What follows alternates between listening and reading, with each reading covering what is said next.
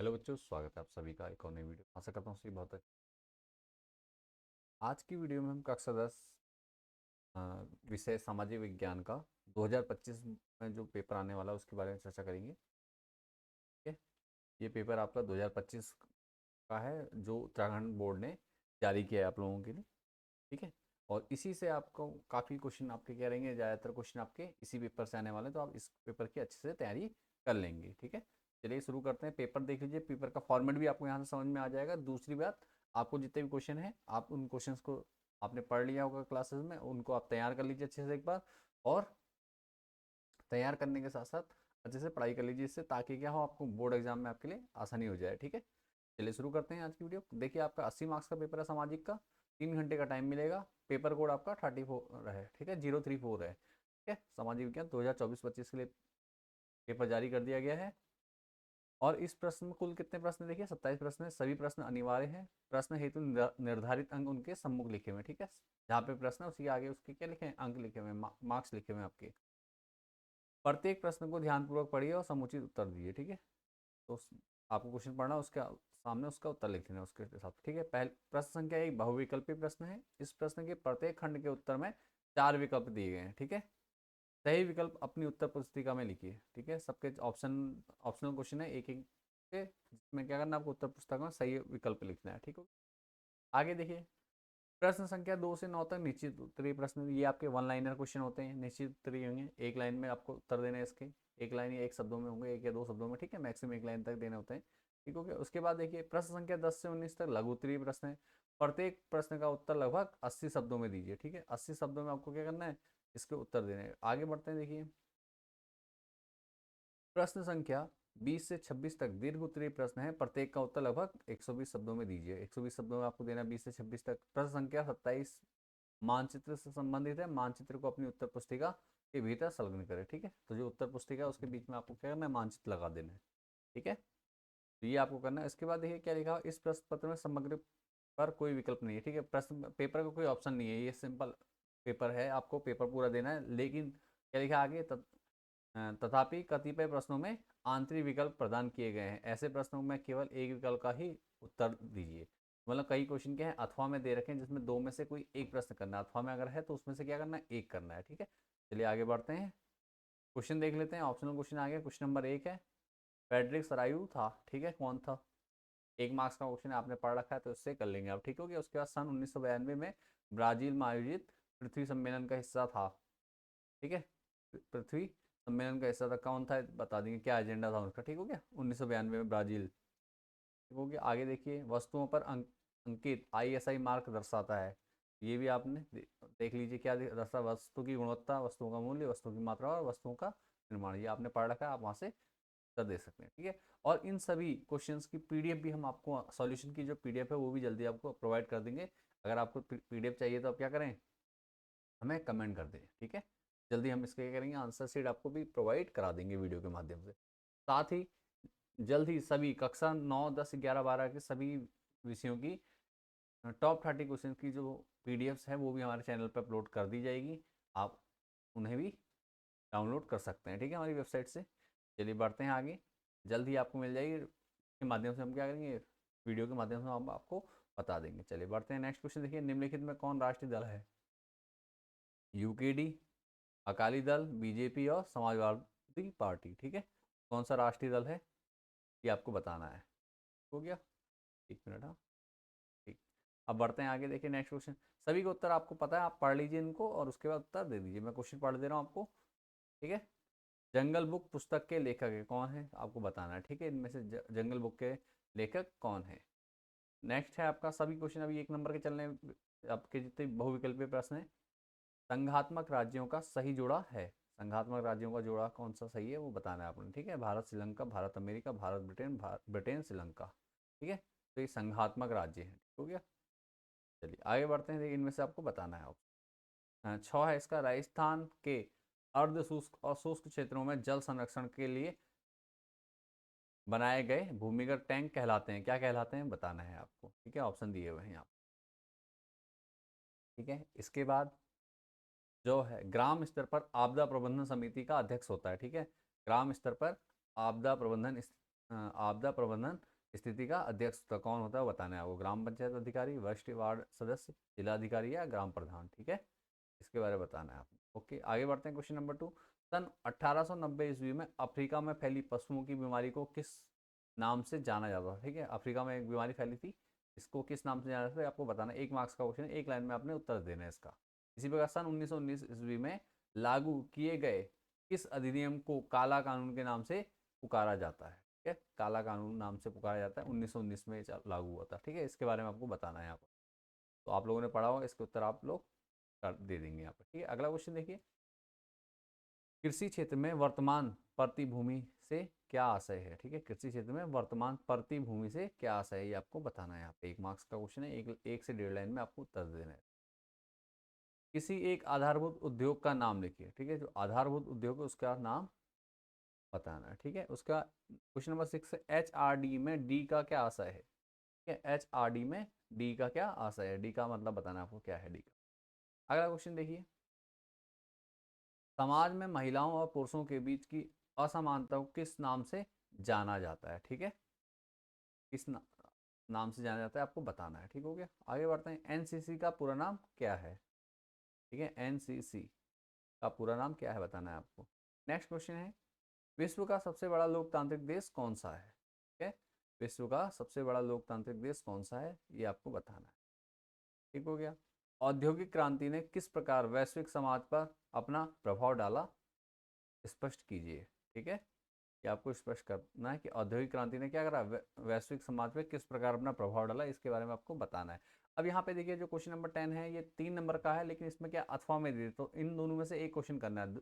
अथवा में जो क्वेश्चन दिया गया है दोनों में से एक करने के लिए, वो क्या है, सन 1929 ईस्वी की विश्वव्यापी आर्थिक महामंदी को समझाते हुए भारतीय अर्थव्यवस्था पर इसके प्रभावों को स्पष्ट कीजिएगा। ठीक है, तो ये आपको स्पष्ट करना हो गया। ये दोनों में से एक क्वेश्चन करना है 3 मार्क्स का, और इसके ये लगभग 80 शब्दों में आपको क्या करना है, इसको लिखना है। ठीक है, ये ध्यान रखें, 80 शब्दों का मतलब मान के चलिए 8 से 10 लाइन का आपको टोटल इसको लिखना है, इससे ज़्यादा नहीं लिखना है, मैक्सिमम 8 लाइन है।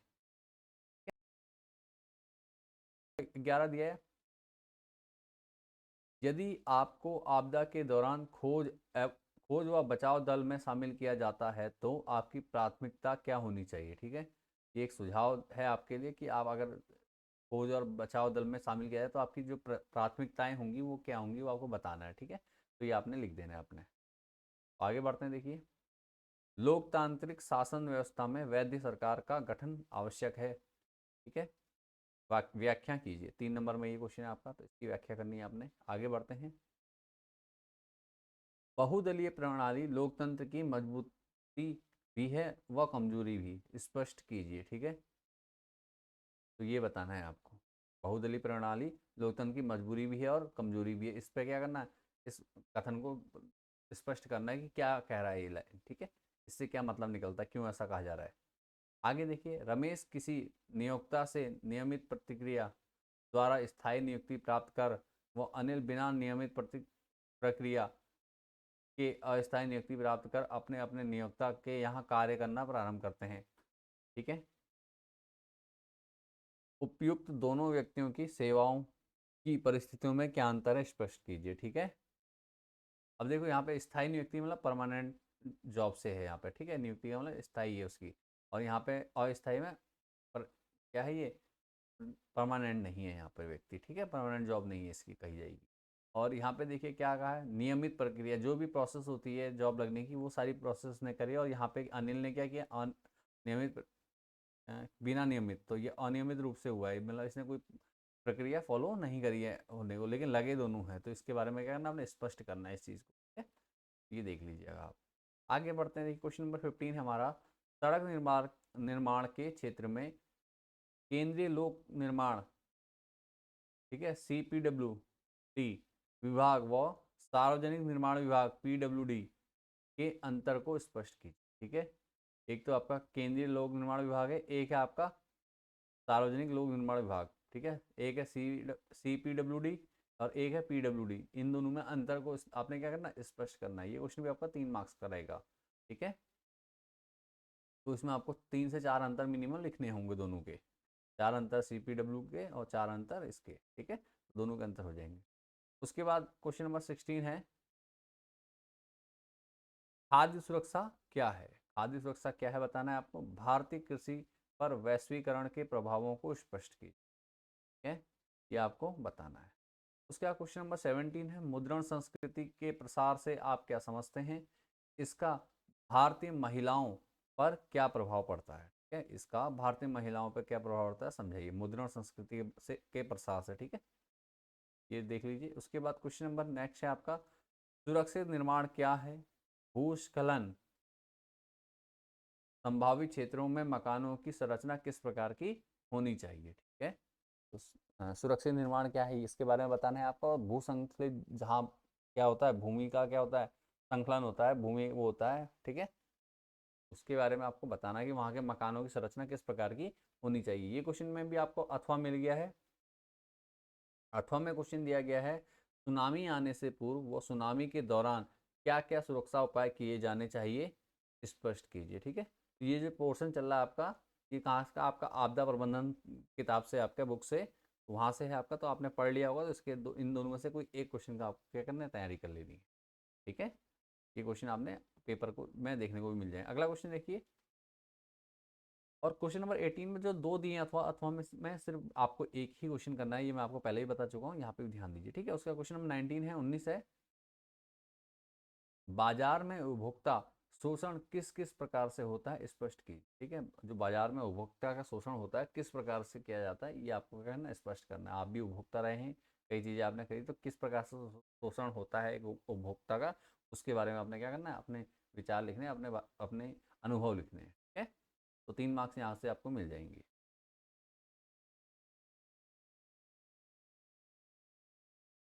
अगला क्वेश्चन है, क्वेश्चन नंबर 20 है, फ्रांसीसी क्रांतिकारियों द्वारा ऐसे क्या क्या कदम उठाए गए जिससे फ्रांसीसी लोगों के बीच सामूहिक पहचान का भाव पैदा हो सके, स्पष्ट कीजिए। ठीक है, ये फ्रांसीसी क्रांति के उसमें है, तो ये आपको क्या करना, क्या क्या कदम उठाए गए इसके बारे में बताना है। ठीक है, क्रांतिकारियों द्वारा जो लोगों के बीच जो भेदभाव था उसकी सामूहिक पहचान क्या हो, का भाव पैदा हो सके। ठीक है, सामूहिक पहचान उनकी आगे बढ़ सके। ठीक है, इस बारे में आपको क्या करना है, अब स्पष्ट करना है। तो 4 नंबर का क्वेश्चन रहेगा ये आपका। अब देखिए क्वेश्चन नंबर 21 है, गांधी जी द्वारा सविनय अवज्ञा आंदोलन आरंभ करने के क्या कारण थे तथा इसके क्या परिणाम रहे, समझाइए। ठीक है, तो गांधी जी ने सविनय अवज्ञा आंदोलन क्यों चालू किया, ठीक है, क्या कारण था कि इसको शुरू किया गया, और इसको शुरू करने के बाद इसका जो परिणाम रहा, लास्ट में क्या रिजल्ट मिला आपको, ये आपको क्या करना है, बताना है आपको। ठीक है, तो ये भी 4 नंबर का क्वेश्चन आएगा। इसमें अथवा में भी आपको दे रखा है,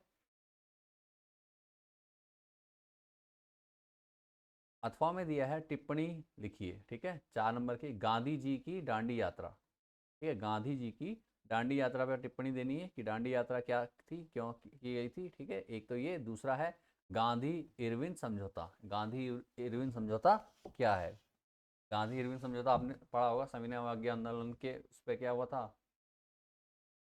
के लिए हुआ था, क्या कहते हैं, 1931 में हुआ था। ठीक है, बाकी डिटेल आपने पढ़ रखी है, आप वहां से कर लेंगे। क्वेश्चन नंबर 22 देखिए, परंपरागत व गैर परंपरागत ऊर्जा साधनों के वर्तमान परिक्षेप्य परिप्रेक्ष्य सॉरी परिप्रेक्ष्य में महत्व को समझाइए। तो आपने क्या करना, परंपरागत जो क्या है आपके, परंपरागत हैं, ठीक है, और गैर परंपरागत ऊर्जा के साधन हैं, उनके बारे में क्या करना है, हमें उनके महत्वों को बताना है। ठीक हो गया, ये आपने देख लिया। परंपरागत का मतलब होता है ट्रेडिशनल, जो पुराने समय से चलते हुए आ रहे हैं। ठीक है, और गैर परंपरागत हो गए जो क्या हुए, अचानक आए हैं और वर्तमान में आए हैं अचानक। ठीक है, ये चीज़ें हैं। उसके बाद अथवा में क्या है क्वेश्चन, ये क्वेश्चन अथवा में दे रहेगा, आरक्षित, रक्षित व अवर्गीकृत वनों के वर्गीकरण के आधार क्या है। ठीक है, आप आरक्षित वन में किन वनों को रखोगे, रक्षित वनों में किन वनों को रखोगे, अवर्गीकृत वनों में किन वर्गों को, किन वनों को रखोगे। ठीक है, इसके आधार पर किस प्रकार पर वर्गीकरण करा जाता है इन वनों का, वो बताना है आपको। ठीक है, 4 नंबर का क्वेश्चन रहेगा, और ये जितने भी 4 नंबर क्वेश्चन है ये आपको लगभग 120 शब्दों में इनका उत्तर देना। इसका मतलब 10 से 12 लाइन का आपका कम से कम पेपर में एक उत्तर होगा इसका। ठीक है, अगला बढ़ते हैं, क्वेश्चन नंबर 23। ये है आपका, मोहित बैंक से ऋण लेता है वो अजय एक साहूकार से ऋण लेता है। ठीक है, मोहित ने क्या किया, बैंक से ऋण लिया और अजय ने साहूकार से लिया। ठीक है, दोनों व्यक्तियों के ऋण के प्रकारों की तुलना कीजिए। ठीक है, दोनों व्यक्तियों के ऋणों के प्रकारों की क्या करनी, तुलना करनी, क्या अंतर रहेगा उनमें। ठीक है, दोनों को बताना है। ठीक है, तो ये आपको उत्तर देना है इसका। आगे देखिए क्वेश्चन नंबर 24 है, वैश्वीकरण से आप क्या समझते हैं? भारतीय अर्थव्यवस्था पर वैश्वीकरण के सकारात्मक और नकारात्मक प्रभावों को सूचीबद्ध कीजिए। ठीक है, वैश्वीकरण के से आप क्या समझते बताना है, उसका वैश्वीकरण के भारतीय अर्थव्यवस्था पर वैश्वीकरण के सकारात्मक और नकारात्मक प्रभाव क्या पड़े। ठीक है, सकारात्मक मतलब पॉजिटिव क्या रहा, क्या बेनिफिट मिला उनसे। ठीक है, और क्या निगेटिव रहा, क्या नुकसान हुए। ठीक है, भारतीय अर्थव्यवस्था को किससे, वैश्वीकरण से। ठीक हो गया, तो ये यहाँ तक समझ में आ गया होगा। उसके बाद है 73वें संविधान संशोधन की स्थानीय स्तर पर लोकतंत्र को मजबूत लोकतंत्र को मजबूत करने में क्या भूमिका रही, विवेचना कीजिए। ठीक है, जो 73वां संविधान संशोधन हुआ है हमारा, ठीक है, भारत के संविधान में, तो उसने लोकतंत्र को मजबूत करने में क्या भूमिका निभाई, इसके बारे में आपको इसका विवेचना करनी, बताना है। ठीक है, तो आपने पढ़ रखा है, इसका उत्तर आप दे दीजिए। क्या देखिए अथवा में दिया है,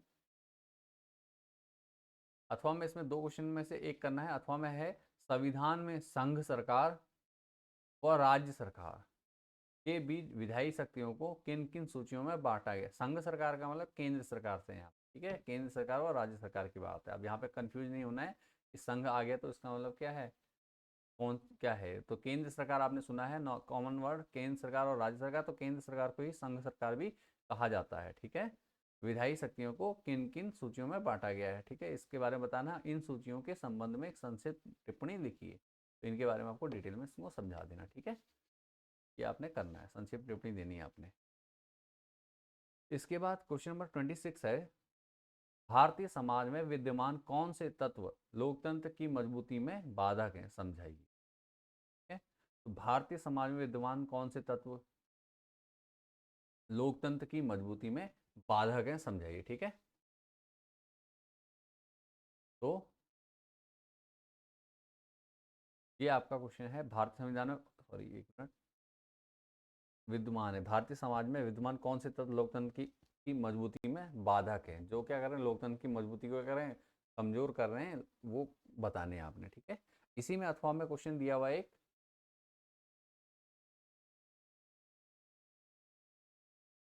अथवा में है क्वेश्चन, लोकतांत्रिक शासन पद्धति विविधता में एकता उत्पन्न करती है, स्पष्ट कीजिए।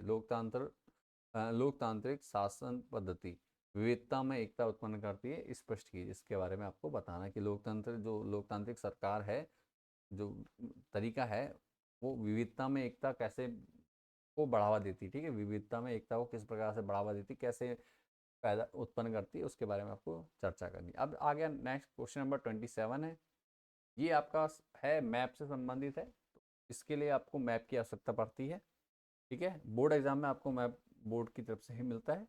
ठीक है, लेकिन मांगना पड़ेगा आपको, ये ध्यान दीजिए, जब आपको पेपर कर क्वेश्चन करना है तो आपको क्वेश्चन पेपर के लिए मांगना पड़ेगा। मांग कर आप इसको क्या भर के अपनी जो उत्तर पुस्तिका आपकी आंसर शीट है उसके बीचों बीच लगाना है, बीचों बीच लगा के इसको क्या करना है, अपना को पंच कर देना उसमें। ठीक है, धागे से बांध लेना, धागे से या स्टफ जैसे भी करते हैं उस हिसाब से आप कर लेंगे। ठीक है, कई जगह धागे का प्रयोग होता है, ज़्यादातर धागे का ही प्रयोग होता है।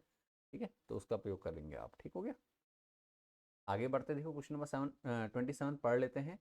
दिया गया है, क है, क और ख में दो भागों में बांटा गया। क है, भारत के राजनीतिक मानचित्र पर उन दो राज्यों को दर्शाइए जहां निम्नलिखित घटनाएं हुई। तो एक है चंपारण सत्याग्रह और दूसरा है चौरा चौरी हत्याकांड। ठीक है, इन दोनों को आपको बताना है। ठीक है, चंपारण सत्याग्रह और चौरा चौरी हत्याकांड। ठीक हो गया, तो ये आपको बताना है कहाँ पे, भारत के नक्शे में। और मैप को लेकर मैं एक सेपरेट वीडियो भी बना दूंगा, जिसमें आपको सारे मैप क्या करूंगा, मैं डिटेल में समझा दूंगा। मैप से रिलेटेड इंपॉर्टेंट क्वेश्चन कक्षा 10 के, आप आराम से उनको क्या कर सकते हैं, देख कर सीख सकते हैं। ठीक है, कई बच्चों को कन्फ्यूजन रहता है मैप को भरने में, कई चीज़ें समझ में नहीं आती बच्चों को, तो वो चीज़ें आपकी क्या होंगी, यहाँ पे क्लियर हो जाएंगी। चलिए आगे बढ़ते हैं क्वेश्चन नंबर 6 में। दिए गए भारत के मानचित्र में निम्नलिखित बिंदुओं को अंकित संकेतों की सहायता से दर्शाइए तथा उन स्थानों के नाम भी लिखिए। ठीक है,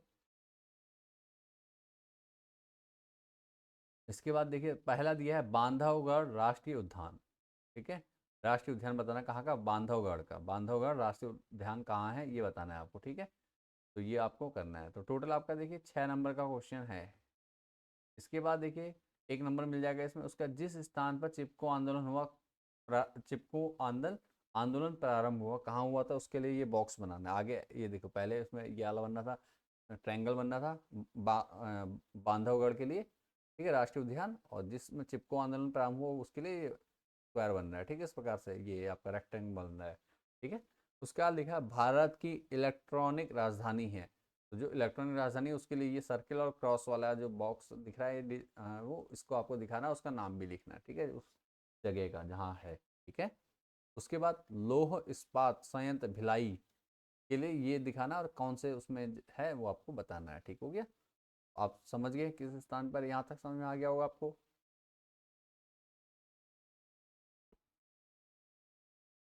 जो अगला क्वेश्चन है इसी में नोट दिया हुआ है, निम्नलिखित प्रश्न केवल दृष्टिहीन परीक्षार्थियों के लिए प्रश्न संख्या 27 के स्थान पर है, ठीक है, उनको इसके स्थान पर ये दिया होगा, ठीक है। जिनकी दृष्टि नहीं है उनको लिखना है क्या, उन राज्यों के नाम लिखे जहां निम्नलिखित घटना हुई थी। सेम क्वेश्चन है, सिर्फ वहां पे आपको ये आकृतियां बनानी थी, यहाँ पे आकृति नहीं बनानी है, ठीक है। तो सिंपल आपका ये है, और इसी के साथ ये क्या है, पेपर आपका कंप्लीट हो गया है। तो उम्मीद करता हूँ ये पेपर आपको अच्छे से समझ में आ गया, वीडियो पसंद आई होगी। वीडियो पसंद आई तो वीडियो को लाइक ज़रूर कर दीजिए, दोस्तों के साथ शेयर ज़रूर कर दीजिए, और अगर आप पहली बार हमारे चैनल पर आए हैं तो चैनल को सब्सक्राइब जरूर कर लीजिए। साथ ही इस पेपर को अच्छे से तैयार कर लीजिए, ठीक है। पेपर को तैयार करना बहुत ज़रूरी है, क्योंकि आपके बोर्ड एग्जाम में ये देखने को मिलने वाला है, सेम टू सेम पेपर आपको जहाँ तक है बोर्ड में मिल जाएगा। इसलिए आप क्या करें, ज़्यादा से ज़्यादा मेहनत करें, इस पेपर को अच्छे से तैयार कर लीजिए, और जल्द ही हम क्या करेंगे, अपने यूट्यूब चैनल के माध्यम से ही आपको बोर्ड एग्जाम में आने वाले और भी मोस्ट इंपॉर्टेंट क्वेश्चन की जो सीरीज हमारी टॉप 30 क्वेश्चन के नाम से आती है, उसे भी हम क्या करेंगे, आपको प्रोवाइड करा देंगे। आप उससे भी अपनी क्या कर सकते हैं, तैयारी कर सकते हैं। तो चलिए आप अच्छे से तैयारी करते रहिए। तो तब तक के लिए बाय, और मिलते हैं नेक्स्ट वीडियो में जल्द ही। तो चलिए मिलते हैं नेक्स्ट वीडियो में, बाय।